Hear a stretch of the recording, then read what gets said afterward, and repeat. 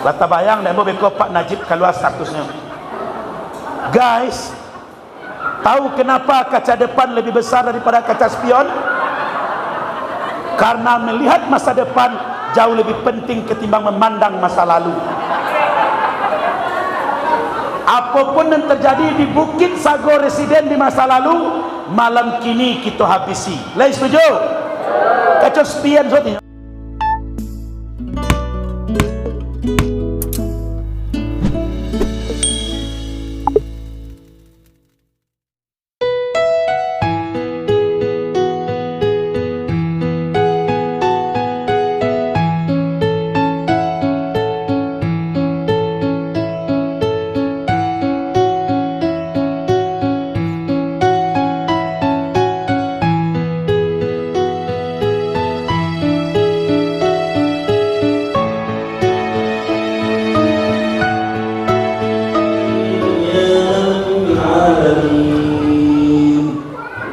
Bismillahirrahmanirrahim.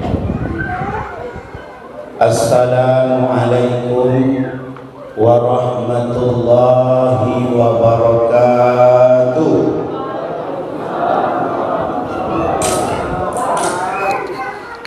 Alhamdulillahi haqqa hamdi wa syukru lillahi haqqa syukri wa nata'allaku umurana bijalalihi.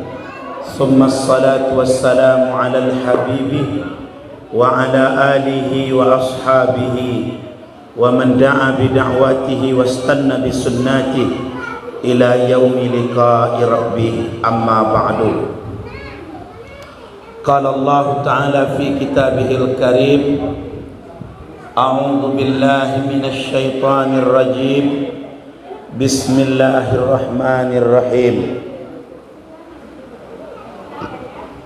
Muhammadur Rasulullah walladzina ma'ahu asyidda'u 'alal kuffar ruhama'u bainahum tarahum ruk'an sujjada yabtaghuna fadlan minallahi wa ridwana simahum fi wujuhihim min asaris sujud.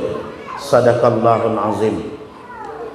Yang sama-sama kita hormati pengurus komplek apa namanya, Bukit Sago Residen, BSR ya. Kemudian pengurus musalla, bapak-bapak, ibu-ibu, hadirin hadirat yang dimuliakan Allah Subhanahu wa taala. Sebelum kita lanjutkan, ambo merasa penting menyampaikan itu supaya awak tidak salah kaprah. Ibu bapak tahu tidak tentang kehadiran anak-anak yang belum mukallaf ke masjid atau musalla? Itu memang terjadi perbedaan pendapat ulama. Kasihnya mudekwa, mode anak-anak awak kini tu, boleh ndaknya sabananya dibawa ke masjid. Itu terjadi perbedaan pendapat di kalangan ulama. Sebahagian mengatakan kalau belum mukallaf belum boleh. Mukallaf tu tentu dia nambatu jangan salah. Tak sebagian mengecek boleh. Ambo berpendapat, ambo ikut pendapat yang membolehkan. Rancak anak-anak dibawa sajak ketik-ketik ke masjid, ke musalla. Bahkan ada riwayat, walaupun riwayat itu dipertentangkan oleh banyak ulama hadis, itu katanya malaikat tersenyum mencari anak-anak yang datang ke masjid. Sebab di antara sekian banyak yang hadir kok, yang tak berdosa kan mereka kok. Kalau kita ke berdosa tak? Olah panu dek dosa saja Pak. Jadi yang tak berdosa di antara kita yang sebanyak rami kok adalah anak-anak. Cuma ambo yakin kita kok sadonya sama isi hatinya. Sabana bapak ibu ambo siapapun kita dak nyaman tu kan anak-anak ribut tu. Ya kan? Tapi di mana-mana komplek perumahan ambo caliak itu dibiarkan. Karena apa? Ada kegentingan perasaan dak lama. Beko kalau ditegur orang gayanya dak senang. Padahal jujur aja lah, siapa yang senang di antara kita kok dari tadi anak-anak tu ribut? Ada? Tidak. Jadi boleh anak-anak dibawa ke masjid, boleh. Rancaknya dibawa ke masjid musala, rancak. Tetapi inyo perlu diagi pengertian. Jadi ibu-ibu yang punya anak, beko tiba di rumah atau besok-besok kalau kamu bawa anak, agiannya pengertian. Bahkan kalau perlu berinya teguran. Makasih ambo modekwa. Jangan sampai kan macam tu ribut-ribut tadi tu. Lalu karena kita diam sadonya, mereka nanti kadung terlanjur menganggap eboh di masjid itu lazim dan normal. Paham ke sih, jangan sampainya menganggap maebo di surau, maebo di masjid, maribui ketika orang solat itu adalah hal yang lazim, boleh dan normal. Jadi peran serta awak, aku leda amak ni punya anak mati lampu lah. Jadi peran serta kita bersama, ambo anak-anak ambo dari ketek ambo bawa taruh ke surau ke masjid. Tetapi nyo perlu diagi pengertian Pak Ibu. Jangan dibias saja. Menegur tu kan bukan berarti memarahi. Tegur supaya nyo ngerti, oh ternyata tindakan saya ini salah.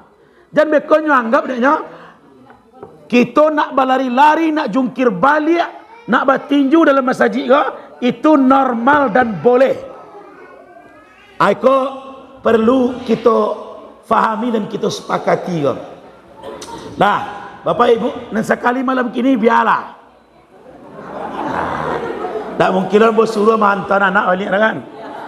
Cuma besok kalau kamu bawa anak-anak ke masjid, kamu salat, buat kesepakatan lu. Lain tak kamu heboh, malu amaju Allah, malulah maju orang. Duduk yang baik. Kalau mau main di luar. Jadi baru bawanya. Seperti itu. Anan semalam kini kita terima je lah puado. Ya, itulah kegembiraannya. Mereka regenerasi. Tapi jangan gara-garanya maribui lalu awak tagahannya ke masjid. Jangan. Beko anak-anak aku trauma mencari masjid, takut mencari musalla. Bakok jauh anak-anak muda ini dari masjid. Karena nyecalik di masjid orang sangar-sangar, berang isinya. Siapa paang? Siapa paang? Pokoknya kaduan kapa awak takut lah. Jadi tak lo boleh model itu lah gitu. Tapi mari kita saling menjaga. Okey. Ko nan ceramah ambo, nan babi suara ambo, nan mengopi dulu apa? Adi ate meja aku ye putih aja lu nado dah. Adi bawah aku lah dua. Aye putih ada, kopi ada. Masuk ke dah? Tak. Ambo mengkomplain saja. Coy bu calik. Mengecek ida apa dak dua. Awak disindir lu baru tiba, ampek buah lu sekali tiba. Masya-Allah. Nah. Nyagialah bawa kopi. Kini lah tahu dia ambo. Nampak hari Sungai Tambang kuncinya sindir-sindir seketik Bos. Alhamdulillah. Ambo tidak ngeteh, tidak ngopi sana. Tapi beko tetap berminum. Tak payah beliau mengidam. Dah, Bapak Ibu yang dimuliakan Allah, sabananya Rumi menyabui acara ko halal bihalal. Kita lah berada di hari terakhir bulan Syawal, betul? Jadi kini tanggal 29 Syawal. Sebenarnya lah tanggal 30 lah. Karena peralihan tanggal di bulan Hijriah itu ketika masuk waktu maghrib. Jadi mulai maghrib tadi itulah masuk 30 Syawal. Bagi nan rayo hari Sabtu, nan rayo hari Jumat, lah habis bulan Syawal tadi. Bapak ibu matanggo Jumat atau Sabtu? Jan bacokak lo gara-gara itu. Nabi pernah ditanya, kam syahr ya Rasul, berapakah satu bulan itu ya Rasul? Lalu Nabi menjawab, coba lihat kecik Nabi, asyahru haza wa haza. Berapa tu? 30 lah. Sudah tu Nabi mengulang balik, asyahru haza wa hakaza. Berapa tu? 29. Jadi menurut Islam satu bulan itu dua se kemungkinannya. Kalau ndak 29, kalau ndak 30, ndak ada 28, ndak ada 31. Tapi kalau di Masehi ada 28, ada 29, ada 30, ada 31. Islam hanya mengenal 29 atau 30. Jadi nan 29 hari puasanya, barayonya hari Jumat, insya Allah sah. Yang 30 puasanya karena berdasarkan hadis, faman lam yashhadul qamar fa atimmus siyama ilal lail. Kalau engkau belum melihat bulan, maka sempurnakanlah puasamu sampai 30. Itu pun buliah. Jadi 29 buliah, 30 buliah. Ambo berharap model apapun orang mempolitisasi itu di sosial media, madu domba antara Muhammadiyah je pemerintah, sampai ada intimidasi, sampai kasusnya ke Mabes Polri. Awak sebagai umat bijaklah, jangan terprovokasi. Nabi lama dia dua ruang itu, 29 buliah, 30 buliah. Kalau ada dan sana awak dan 29, alhamdulillah. Ada dan 30, alhamdulillah. Ndak urusan awak bercakap tu doh, kecuali di luar dua itu. Sama tadi ada orang mengirim WhatsApp kamu video seorang kakek-kakek entah apa kala agamanya mengecekan masalah kurban. Ada pak jadi videonya. Beko yang nio videonya bahagia, tapi ndak usah share. Beko ribui ikut propaganda politik kok.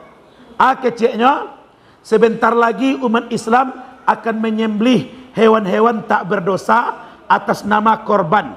Dikorbankan untuk apa dan untuk siapa? Ini kan belum jelas keceknya. Padahal ini hewan-hewan tidak berdosa dikorbankan oleh orang Islam yang dimulai oleh seorang laki-laki Arab bernama Muhammad yang buta huruf. Ada video lah begini ya. Iko kalau digadang-gadangan di viralan, beko heboh kok. Jadi sebenarnya Pak di Indonesia kok itu terlalu sering dilakukan cek sound. Kok agak di luar konteks ya. Di Indonesia kok akan selalu dilempar isu-isu yang membangkitkan kemarahan besar umat Islam. Kenapa? Karena kita ini mayoritas. Jadi mereka ingin mencari kalau ikut dilemparkan apa reaksinya. Kalau reaksinya beko brutal, capnya tiba radikal. Kalau reaksinya ada yang mendukung, maka ini akan semakin balantiangan. Maka cara terbaik adalah abaikan. Itu propaganda itu Pak. Sebab proyek Islamofobia yang di Amerika dan di Eropa dianggap gagal, itu sedang diimpor ke Indonesia. Lai tahu Islamofobia? Gerakan anti-Islam. Fobia jo Islam. Islam itu dijadikan common enemy namanya. Musuh bersama. Apa-apa kalau belajar geopolitik, itu mencari dan terjadi kok senyum saja. Geopolitik internasional itu, memang kita kok ditarget.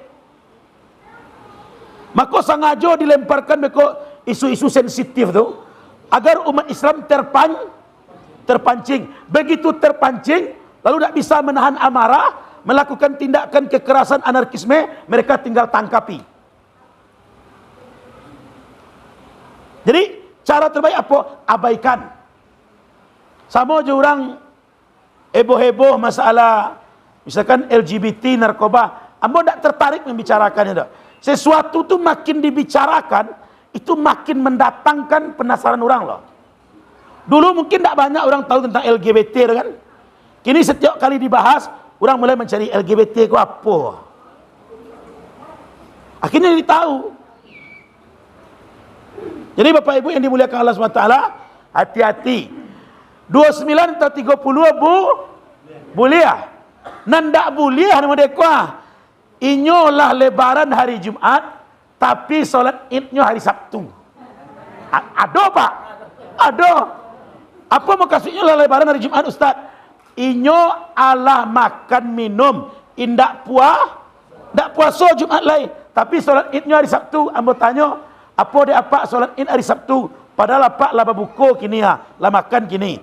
Awak PNS Ustaz, Bupati menyuruh solat di Masjid Agung. Sabananya mengapa kok setagiang itu awak beragama? Kalau memang awak diikat oleh aturan dinas yang mesti solat di satu tempat tertentu, ikut dengan pemerintah, ya anda sempurnakan saja puasa anda 30. Jangan dibuat dan tidak dibuat di Rasulullah. Nyolah babuko sajak Jumat, tapi rayonya hari solat idnya hari Sabtu. Ikut melanggar hadis Nabi. Idza aftara ahadukum fasallu. Kalau kalian telah berbuka, maka solatlah. Adalah dan unik oleh.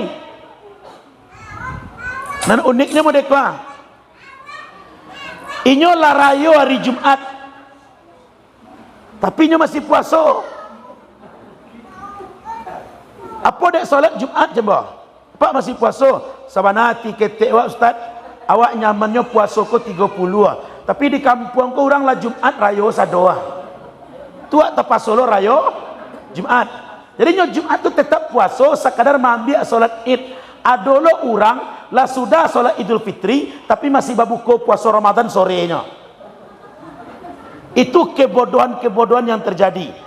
Dan lebih parah, ada yang solat id 2 kali. Mengaku kamu suhu dan orangnya. Ambo khatib kan, tip rayo. Ikut tahun kini kita ini lah.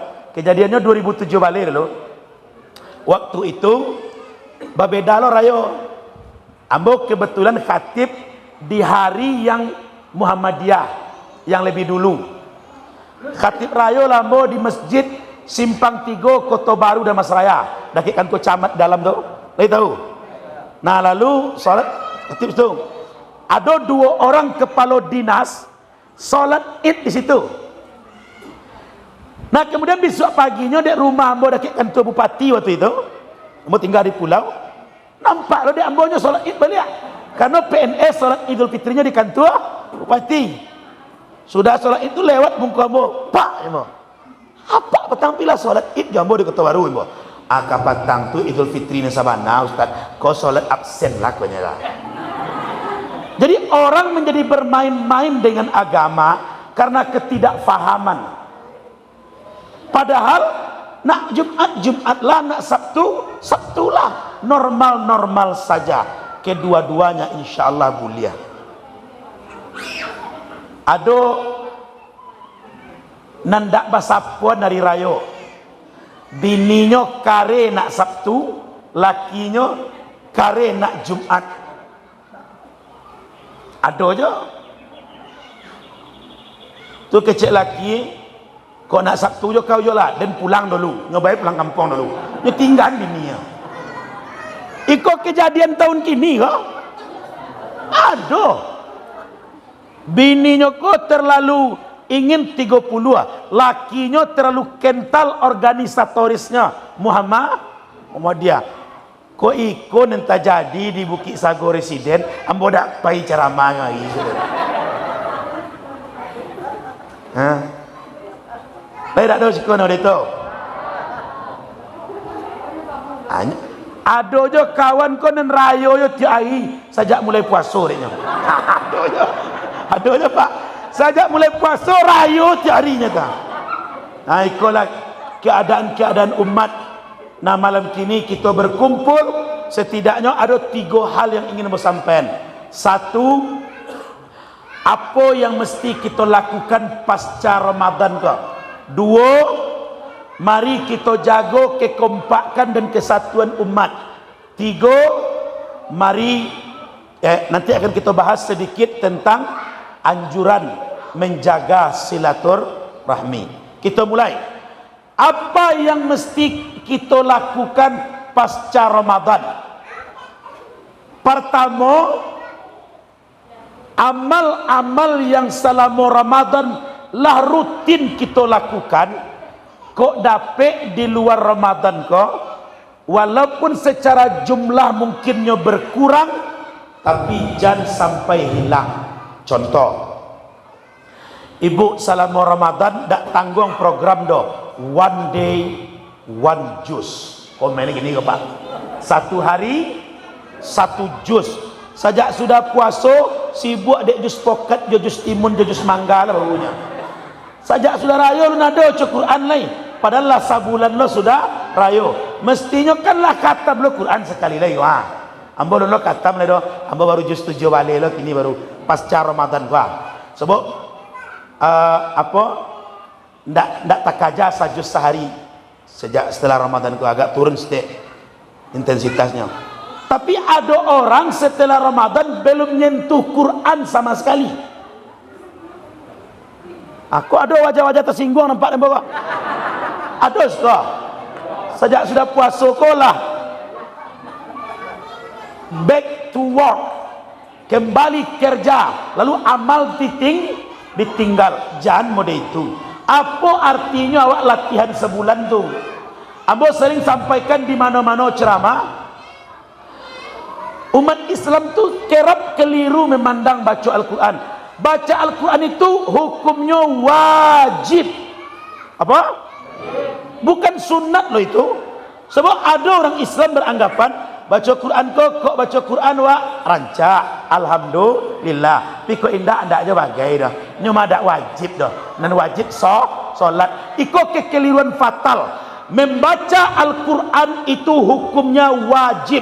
Perintahnya sebalik kali dalam Al-Quran. Utlu ma uhiya ilaika minal kitab. Bacalah apa yang diwahyukan kepadamu, yaitu kitab Al-Quran. Bacalah. Perintah tak kah? Perintah tak? Iqra kitabaka kafa binafsikal yawma alaika hasiba. Bacalah kitabmu. Perintah. Sabale kali ayat-ayat yang senada itu dalam Al-Quran yang memerintahkan bacalah Al-Quran. Hadis Nabi, Iqra'ul Quran, bacalah Al-Quran, fa innahu ya'ti yaumal qiyamati syafi'an li ashabihi. Sesungguhnya Al-Quran yang dibaca itu akan datang di hari kiamat memberi syafaat bagi yang membacanya. Jadi seluruhnya itu perintah. Dalam ilmu bahasa Arab, perhatian gua, itu agak teoritis dalam ilmu bahasa Arab, segala sesuatu yang berbentuk perintah itu namanya fi'il amar. Apa namanya? Nah, dalam kaidah usul fikih dikatakan al aslu fil amri lil wujud. Setiap perintah atau fi'il amar itu mengisyaratkan wajib. Jadi apa kalau dalam sehari tak baca Quran, apa dosa loh Pak? Ya nampak tanang-tanang je. Ayo, ada yang hari kini belum baca Quran. Menjelang lo baca Quran lu. Kalau udah dosa. Cuma baca Quran tu ndak fardu doh. Wajib iyo, fardu indak. Apa beda fardu je wajib, Bu? Oh sama. Anda fardu bahasa Arab je. Cik siapa fardu Indonesia? Ayo. Ikut sering sampai di beberapa tempat kok. Banyak orang Islam tidak tahu bahwa wajib dan fardu itu beda. Fardu je wajib tidak sama dah. Fardu bahasa Indonesia Ustaz, wajib bahasa Arab enggak. Wajib bahasa Arab, fardu bahasa Arab juga. Sama saya keduanya. Apa bedanya fardu je wajib? Perhatikan baik-baik. Wajib adalah mayusabu ala fi'lihi wa yu'aqabu ala tarkihi wa lam yahtakim bil awqatin aw qadarin. dikerjakan mendapat pahala, ditinggalkan berdosa, tapi dia tidak terikat oleh waktu dan jumlah. Itu wajib tak? Di kerajaan dapat pahala, ditinggal berdosa, cuma nyo ndak diikat oleh waktu dan jumlah. Maka membaca Al-Quran itu wajib, cuma ndak diikat waktu. Ambo bisanya pagi ustaz, mantap. Ambo bisanya siang ustaz, boleh. Ambo sanggupnya sore ustaz, no problem. Ambo biasanya malam baca Quran ustaz, rancak. Ambo sajus, itu waktu tu. Ukurannya lain. Ambo taluknya sajus sehari ustaz, alhamdulillah. Ambo taluk setengah jusnya ustaz, boleh. Ambo mampunya salembar seharinya ustaz, 2 halaman depan belakang, rancak. Ambo mampunya salaman ustaz, tidak masalah. Ambo taluk 3 barisnya ustaz, jadi je. Ambo bisa sayatnya ustaz, kiki bonau, tapi lain boleh aja. A'udzu billahi minasy syaithanir rajim. Bismillahirrahmanirrahim. Alif lam mim. Shadaqallahul azim. Ibu tahu tak? Kalau saya uni baca Quran sehari, itu artinya setahun 360 ayat. Berarti setahun 360 ayat itu 2,5 juz loh. 10 tahun 25 juz. Minimal 2 balik tahun kehidupan khatam Quran sekali. 2 balik tahun. Lumayan. Ada orang seumur hidup tak pernah khatam loh. Ikut ambo kan dek sagan saja. Kalau mau cek seorang-seorang wah, apa berapa kali khatam, ibu berapa kali khatam. Jangan-jangan yang hadir ku ada yang alun pernah khatam Quran semua ibu. Khatam tiap hari. Nyolai baca Quran cuma bila taragak saya. Nyolai baca Quran cuma baratalok saya. Ndak pernah dirutinkan yang sampai tamat gitu. Itu wajib tu bu. Ulang lihat. Apa itu wajib? Hujan ya. Allahumma sayyiban nafi'ah. Tak sadar boleh. Dek bersemangat. Kalau nampak tu basah harus sadar mo. Kecil ambo apa-apa balari keluar tadi itu. Kok ada lo kopi baru tiba kan. Jadi wajib itu apa? Dikerjakan berpahala, ditinggalkan berdosa, namun tidak diikat oleh waktu dan jumlah. Waktunya boleh bila saja, jumlahnya boleh berapa mampu. Kalau fardu, mana ibu dan tadi mengecek sama, kalau fardu bu, sama dikerjakan berpahala, ditinggalkan berdosa. Bedanya fardu itu ditentukan waktunya dan ditentukan jumlahnya. Itu fardu. Tidak sama fardu je wajib dah. Ada yang baru tahu kan? Beda gitu. Salat 5 waktu itu fardu atau wajib? Fardu, ditentukan waktunya.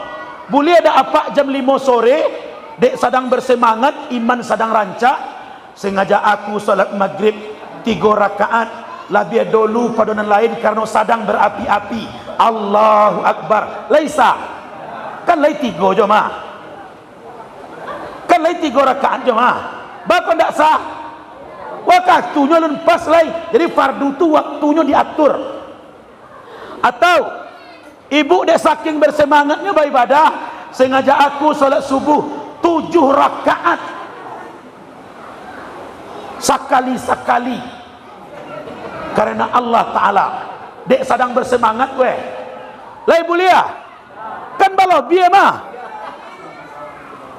waktunya batua, lai waktu subuh jumlahnya tu 7. Kan bala biar tu dah rancak tu. Tidak bisa, walaupun lebih tidak sahnya karena subuh itu hanya 2 rakaat. Itu dan fardu, ditentukan jumlah, ditentukan waktu. Kalau wajib tidak ditentukan jumlah, tidak ditentukan waktu. Secara hukum kedua-duanya sama. Di kerajaan berpahala, ditinggal berdosa. Jadi baca Quran apa hukumnya? Wajib. Apabila baca Quran sesuai keadaan awak, Berapa minimal baca Quran? Nyopaluri sayat. Tak ada minimal-minimalnya dah. Sebab jumlahnya tidak diatur. Bu, berbakti ke orang tua fardu atau wajib? Wajib. Dan dikecian sunat mengabdi ke orang lain itu. Berbakti ke orang tua hukumnya wajib, tapi tidak fardu. Waktunya boleh kapanpun. Takarannya boleh semampu awak. Nan pitinya banyak, umron ranggai, hajian ranggai, bueen rumah, boleh noto. Tu nan kayo. Nan miskin, sanangan hatinya, sering kunjungi, doakannya tarwi. Bimbingnya di hari tua, rawat ketika sakit. Bentuknya boleh apapun, waktunya boleh kapanpun, karena dia tidak fardu, dia wajib. Lah mengerti gini, kalau beda wajib jo fardu, dan dikeciannya sama. Solat jenazah fardu atau wajib? Namo salah jole tu fardu kifayah. Fardu kan? Jadi solat jenazah itu ditentukan waktunya, ditentukan jumlahnya. Ia ditentukan waktu solat jenazah. Hah? Iyalah, idak kecilnya. Iya. Bila solat jenazah? Kalau ada orang mati. Kalau tidak ada orang mati, tengah malam nyo sedang lalu tata jago jam saboleh di teragak solat jenazah aja. Lai mulia. Cuma mai tidak ada dah. Dek orang rumahnya lai sedang lalu nampak nya. Usalli ala hazihil maitati arba'a takbiratin fardal kifayatin lillahi ta'ala. Sengaja aku mensolatkan mayat perempuan ini 4 takbir fardu kifayah karena Allah. Allahu Akbar. Tak jaga orang rumah, apa dahnya? Taragak solat main kawin. Lemua mereka. Itu namanya diatur waktu. Solat jenazah fardu atau wajib? Fardu. Tertentu tak waktunya? Yo, bila? Kalau ada orang mati, tertentu tak jumlahnya? Yo, berapa? Ampe apa? Ampe rakaat? Ampe takbir. Dah ampe rakaat dah. Ampe. Jadi fardu itu spesifik, jelas. Puasa Ramadan wajib atau fardu? Fardu. Makanya bunyi ayatnya, ya ayyuhalladzina amanu kutiba alaikumusiyam, indak wajaba alaikumusiyam dah. Hai orang-orang yang beriman, wajaba alaikumusiyam dah. Itu bunyinya dah. Kutiba. Kutiba itu maknanya sesuatu yang tertulis jelas, ditentukan waktunya, ditentukan jumlahnya. Bila waktunya mesti Ramadan. Berapa jumlahnya? Kondak 29, kondak 30. Minimal cia ilmu kau bertambah malam ini jadi lah. Lah tentu beda wajib jo fardu. Sama atau beda Pak? Fardu jo wajib? Beda. Ha. Sekolah wajib atau fardu? Ha? Sekolah tidak wajib, tidak fardu. Menuntut ilmu yang wajib. Sekolah tidak wajib dah. Kalau sekolah wajib tu Nabi berdosa. Tapi tidak sekolah. Dan wajib menuntut ilmu. Sekolah itu menuntut ilmu formal di institusi tertentu. Tapi menuntut ilmu hukumnya wajib, tak fardu dah. Boleh bila saja, boleh ilmu apa saja. Lampir saja majid orang. Ayo tingkatkan amal setelah Ramadan. Yang kepatang lah baca Quran sejuz sehari setelah Ramadan. Yuk minimal 2 lembar sehari. 2 lembar sehari, 5 hari 1 juz. Kalau 5 hari 1 juz berarti 30 bagi 5 60 hari khatam. Setiap 2 bulan khatam. 2 lembar konya.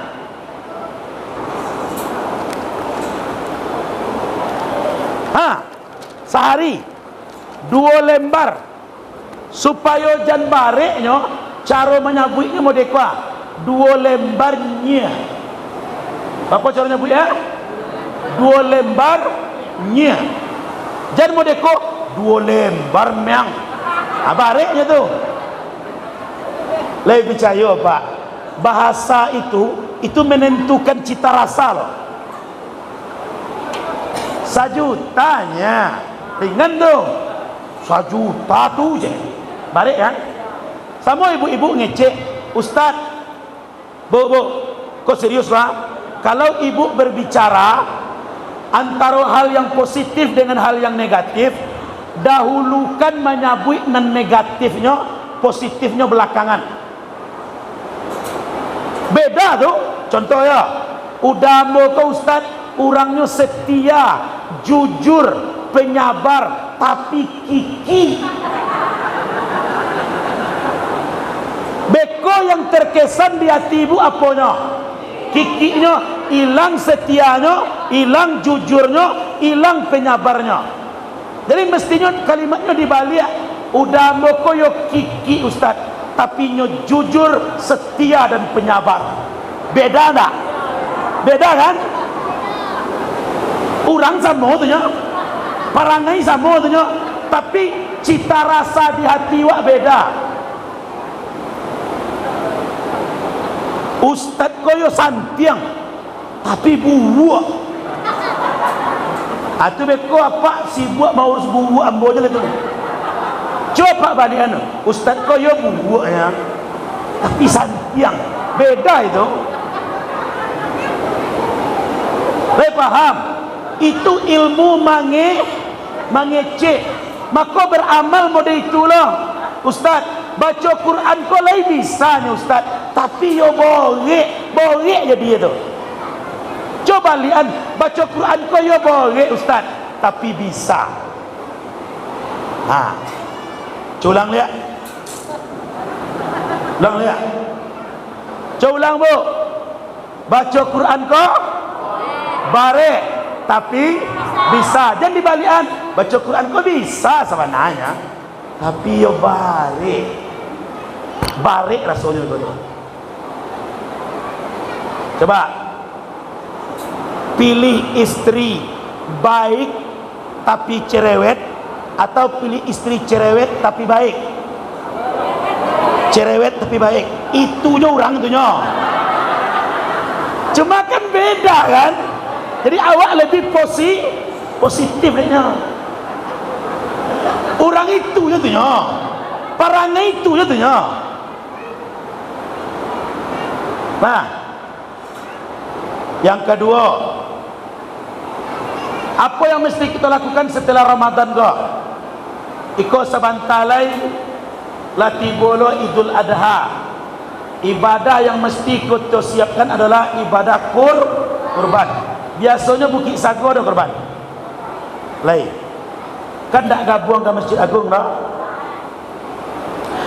Nan lai membawa pitih, malam kini langsung store. Walaupun 50.000 dulu. Sebagai wujud awak serius. Siapa pengurus Pak Najib? Pak Najib, ambo satu korban cik di BSR ya. Kuah uang mungkonya 1.000. 3 hari lagi 1 lain. 5 hari lagi tambah 2 lain. Seminggu lagi tambah 150. Begitu seminggu menjelang Idul Adha, sebelum Jawi di Bali, awak tinggal melengkapi selai. Yang paling bagus tu bikin tabungan per tahun, lebih ringannya rasanya. Tapi bagi yang tak punya tabungan kurban, ambo di rumah ambo tu, astagfirullah, kau rasio pribadi sebenarnya. Ambo takut dibongkar orang lemari wah.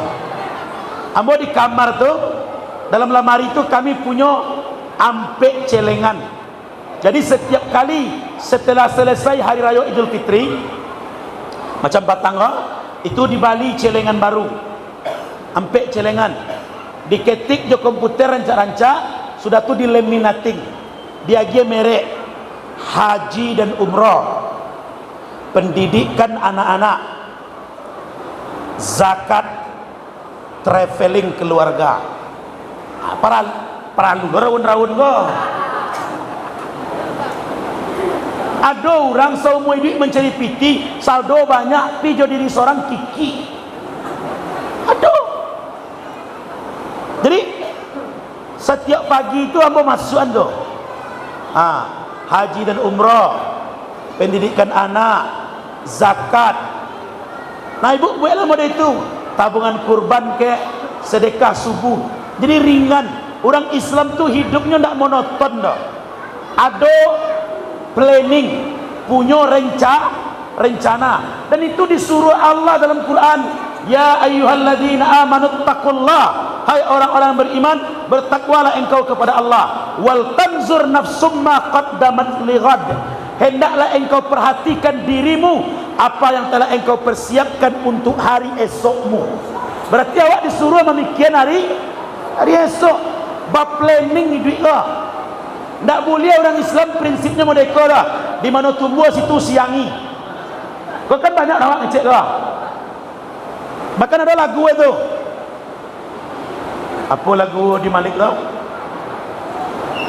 Pokok itulah. Bawa lagu kau kurang tentu dia buat. Di mama lintang den hadoi. Itu ceknya. Tak lama tak dengar lagu ya. Jadi kok malintang diadoi, kok anyuik disilami, kok tumbuh disiangi. Kalau begitu pola hidup awak keteteran awak dengar. Orang Islam tu hidupnya mesti see on the future, melihat ke masa depan semampu awak. Mampu 10.000 sepagi nabuang rutin, nabuang. Mampu 100.000, alhamdulillah. Tapi mesti ada sewaktu-waktu mungkin anak sakit, sewaktu-waktu mungkin biaya pendidikan anak di luar dugaan. Ada orang seumur hidup belum pernah ikut korban lain. Korban sunat, wajib atau fardu?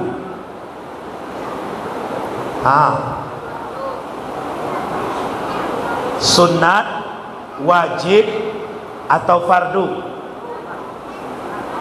Ulama berbeda pendapat memang.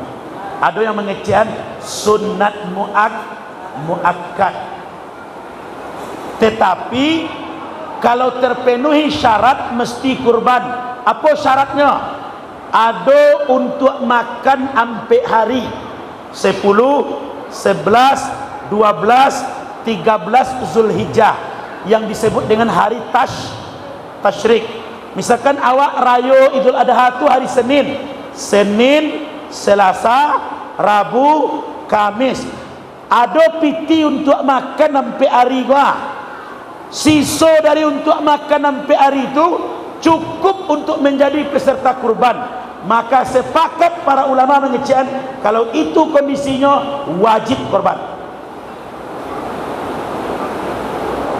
Contoh di Siko berapa korban gini? 2,5. Kita anggap 2,5. Ibu punya piti kini ko standby 3 juta.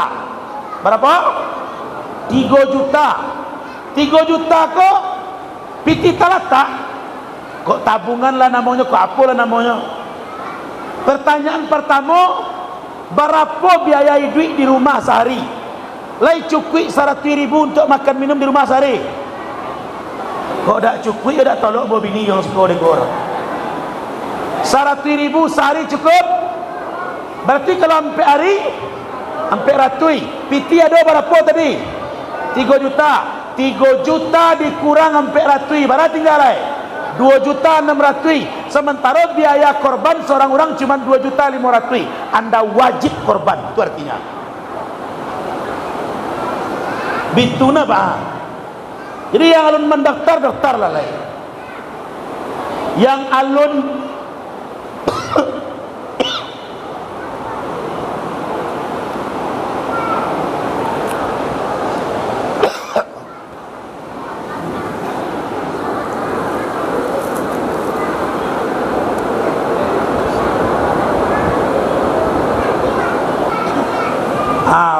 cakia oleh tu lah. Bu, persiapkan diri untuk kurban ya. Lah, itu kira-kira 2 poin amal pasca Ramadan. Pertama, yang lah dibuat selama Ramadan, lanjutkan. Yang kedua, siapkan diri untuk berkurban. Poin kedua, awak malam kini acara halal bihalal itu kan poinnya silaturahmi. Apa artinya silaturahmi? Silah, apa artinya silah? Silah itu artinya hubungan. Makanya orang yang ingin berhubungan dengan Allah namanya apa? Salat. Salah, silah, silat itu sama artinya. Bahasa Arab hurufnya shad, lam, alif, ta marbutah. Rahmi itu artinya kasih sayang. Silaturahmi hubungan kasih sayang. Menjalin silaturahmi maknanya menjalin hubungan kasih sayang. Kenapa kita mesti berkasih sayang? 2 alasan. Alasan pertama, awak joinyo sama-sama diikat oleh kalimat la ilaha. Pak, ikut membuat umat Islam kini saling sikat, saling sikut karena hilangnya rasa bersaudara. Kok apa je lah alirannya? Nyo Salafi, nyo Jamaah Tabligh, nyo orang NU, nyo orang Muhammadiyah, nyo Perti, nyo Al-Wasliyah. Apapun merekmu, kalau engkau muslim, engkau saudaraku, karena di hatimu dan di hatiku ada kalimat yang sama, kalimat la ilaha. Tanaman turun. Baru rumusnya Ustaz, kau rumusnya. Bu ibu, oh bu, ibu pilih mana? Orang elok ke ibu atau ibu elok ke orang?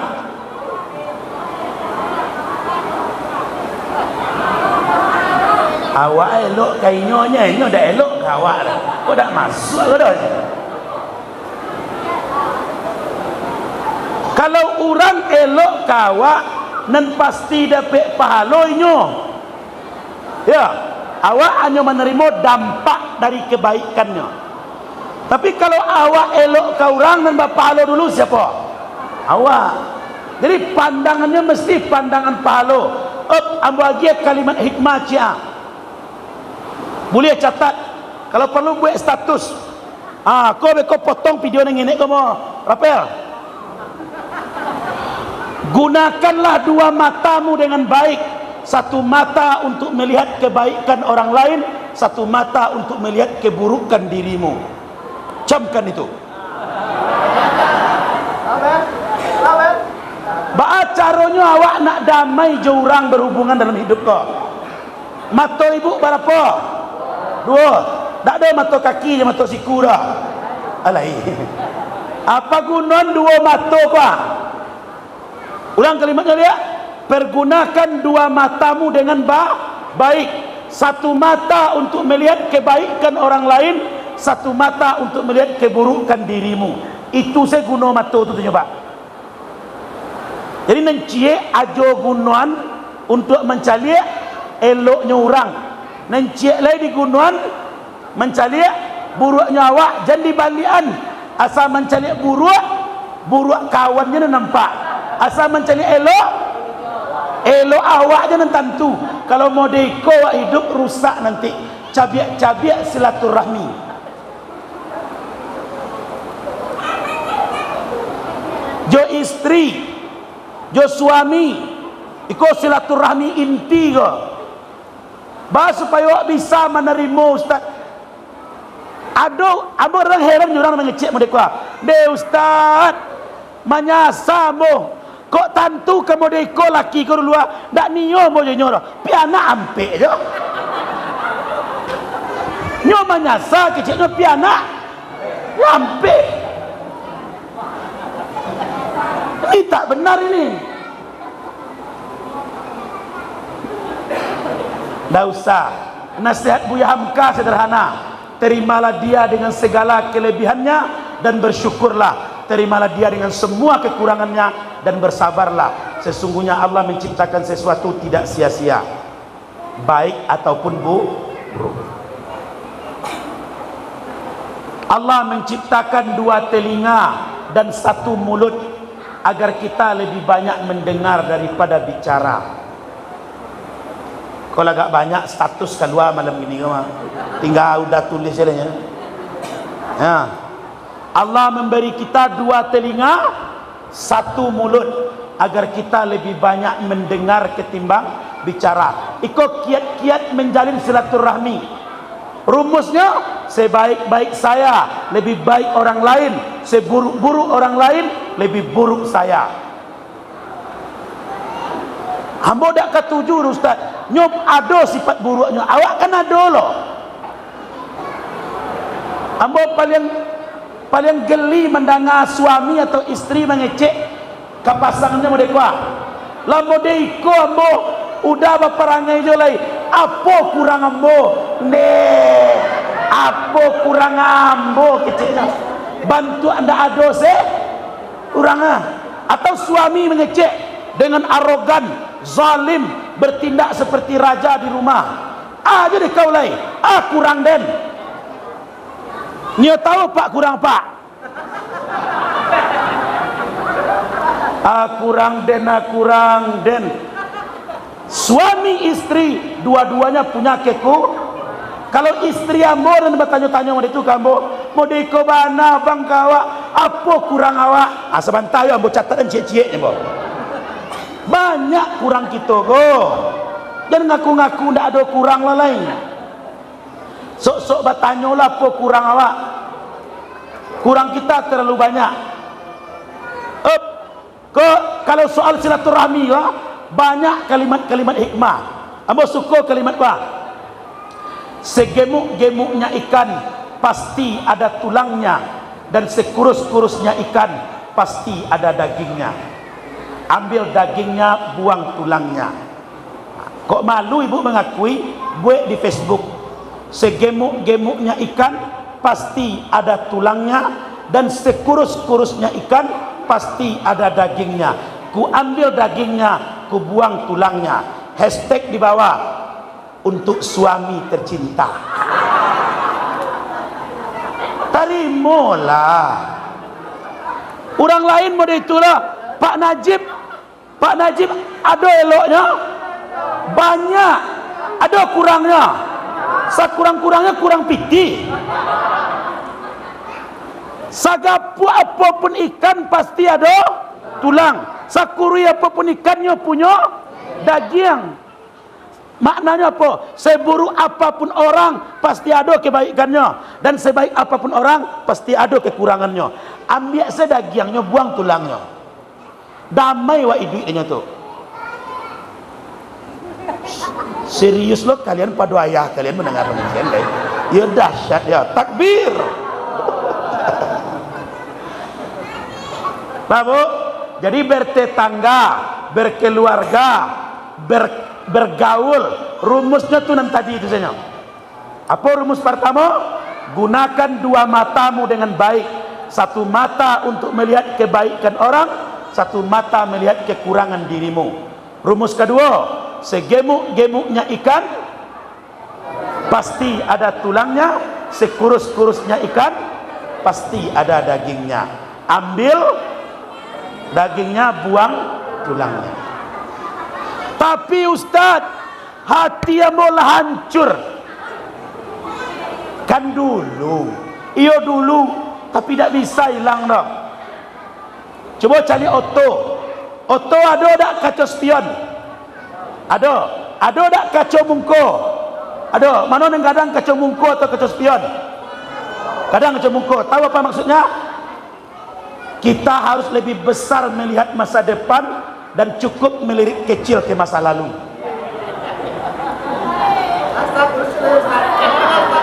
Lebih paham? Mengapa kaca spion itu kok ketek?